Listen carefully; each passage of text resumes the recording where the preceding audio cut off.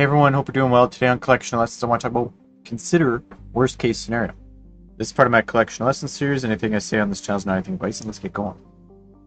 So I find that some people will look at some scenarios as, the best case scenario or the worst case scenario, right?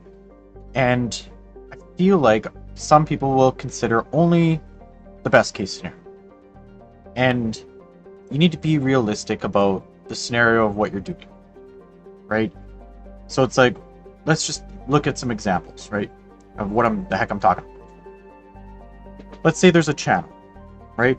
This channel right here is your income.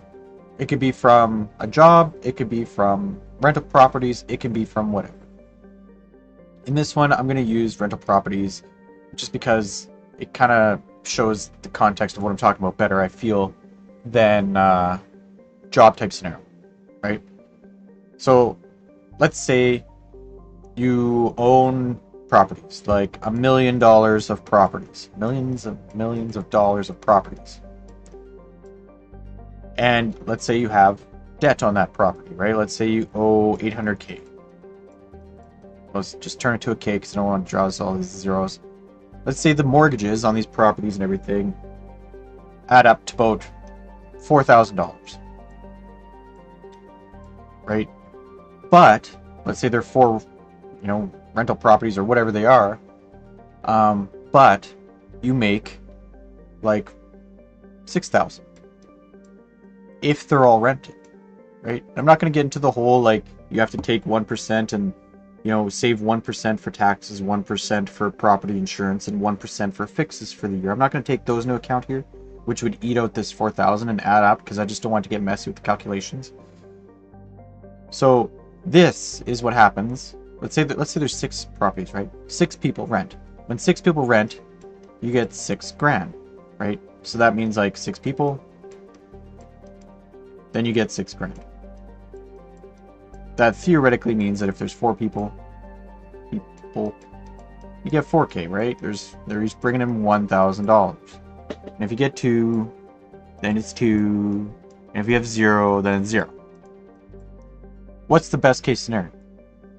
Best case scenario right here. What's the worst case scenario? Worst case scenario right here, right? This is your channel. Let's say this is your income, and this is how you project it. This is 6K per month. This is 0K per month.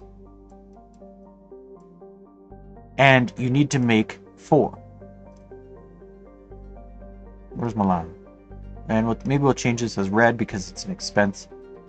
Let's say this is 4. Like that. And back to the paintbrush. This is 4K. You need to do this or else you're losing money, right? And people will look and say, well, if everything works out perfectly, I'm going to make the 2K difference.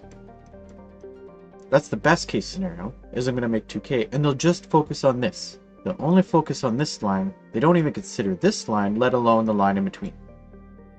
And this, should be done every month. What's the risk every month? Because if you make 6K, let's just draw a theoretical line. Let's say it's the blue line, which is the actual line of what's happening in life. You start your rental properties, you have 6 of them. All of them are rented. Great. This happens. Let's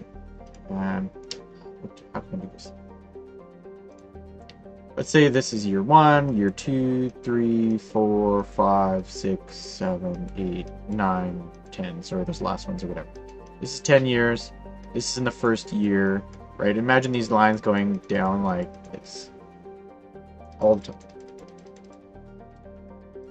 Change back to the blue. Start here, you're like, sweet, I'm getting 6K. And then the next month, 6K, 6K, 6K. First year, great, 6K.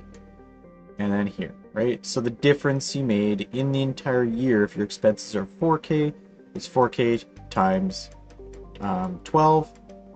And then you made 6K K times 12, right? So 6K times 12, 72.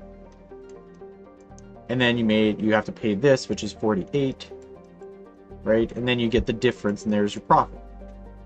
So, the profit being 24K, right? There's your profit.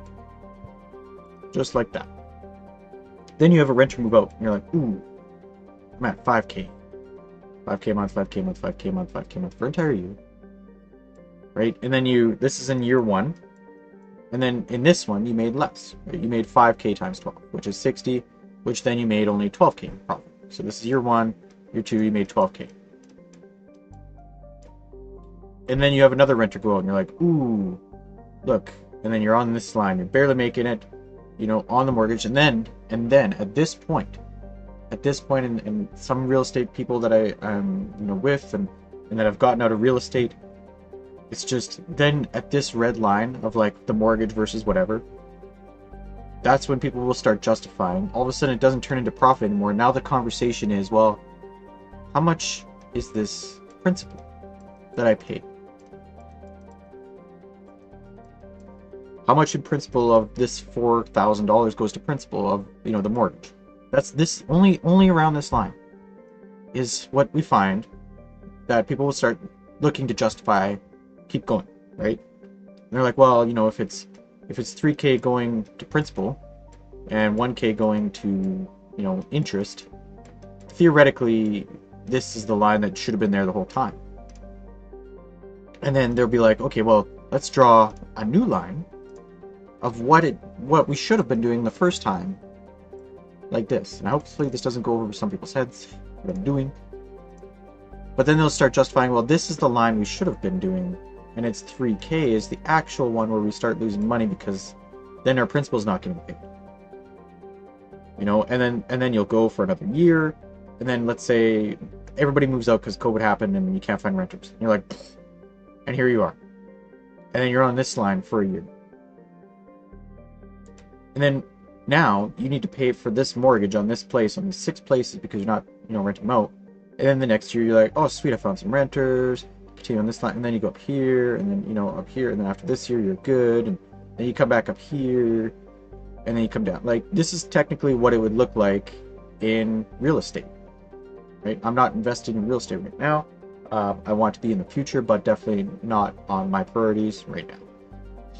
But this is what it would look like. You'd be bouncing around all these lines, and only when you start getting to here, then you justify, well, is it worth it? And then you come to here, and people don't look at this. Most people will just look at the 6K line, the top line. This is what it would look like over years. And if you get below the red line, if you get below the pink justification line, what does that look like? It might be maybe year 3, looks like 0. And then year 4 looks like negative 48. And then it's like, well, you look at the last 4 years and you say, well, I made 24 and then I made 12, which is 36, and then I lost 48. And then that hits you and you're like, oh, what am I doing? Is this right? Should I keep going? Well, remember where you are. You're at negative 12K. Right? Yes, because you have 36 here you made, then you lost 48. Now you're at negative 20K, 12K. Now you need to get above this line to hopefully make the 12K back. Like, this is just a real estate type one, and I'm not, I'm not hammering on real estate or anything. It's just, most landlords will look at this and then they don't even consider this channel. And then they start justifying with the principal if they get close to their mortgage, rate or, that, because rent should theoretically only exist on, like, the cost of rent should be based on the value, not on the mortgage. If I didn't have a mortgage and I rented out, would you rent it out for 0? It's like, no. So it's like, you're supposed to rent out, a place at 1% of the value of the home. Is what you're supposed to do. If you can't do that, you probably shouldn't be in real estate. Like, you probably shouldn't be in that one at least. Or you should figure out a way to split the top and bottom and make it a duplex or whatever to make it happen, right? But think of this. What's the best case scenario? What's the worst case scenario? This is just a real estate example. And then look at the average case. The average case should be in the middle. You should only be planning to make this or this. It should be in the middle between the best and the worst. What's the best case of, going to school, get a job, and then getting out? What's the best case? Is the best case you're going to retire at 55? What's the worst case? The worst case you're going to retire at 70? What's likely going to happen? You take the average. You take the middle.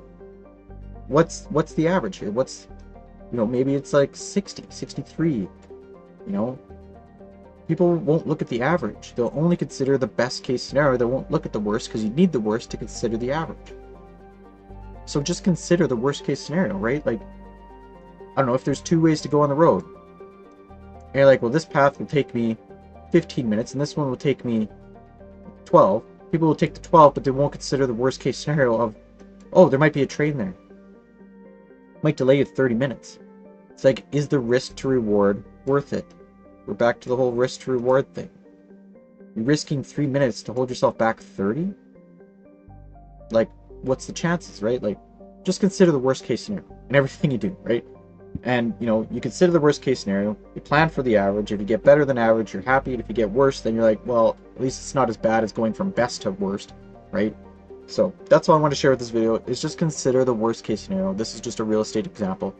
But yeah, hope you guys are doing well. Thanks, and talk soon.